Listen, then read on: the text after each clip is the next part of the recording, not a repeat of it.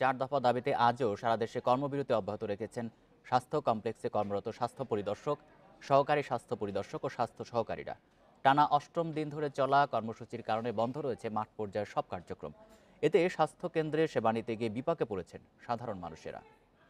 কর্মবিরতির অষ্টম দিন সকালে বরিশাল সদর উপজেলার পরিবার পরিকল্পনা অফিসের সামনে অবস্থান নেন স্বাস্থ্যকর্মীরা। এতে জেলার 2580টি স্বাস্থ্যকেন্দ্রে বন্ধ রয়েছে নিয়মিত টিকা ও সেবাদান কর্মসূচি। টাঙ্গাইলে দাবি আদায়ের লক্ষ্যে উপজেলা স্বাস্থ্য কমপ্লেক্স চত্বরে অবস্থান ধর্মঘট ও মানববন্ধন কর্মসূচি পালন করা হয়। স্বাস্থ্যকর্মীদের কর্মবিরতির কারণে লক্ষ্মীপুর জেলার 58টি ইউনিয়নের দুর্ভোগে আছেন সেবা নিতে আসা মানুষ। নোয়াখালীতে দাবি আদায় না হওয়া পর্যন্ত কর্মসূচি চালিয়ে যাওয়ার ঘোষণা দেন আন্দোলনকারীরা।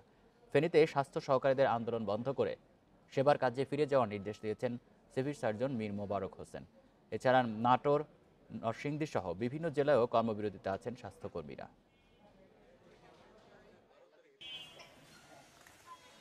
সরকার যদি আমাদের দাবি মেনে না নেয়, আমরা আমাদের দাবি না মানা পর্যন্ত আমরা মাঠে যাব না।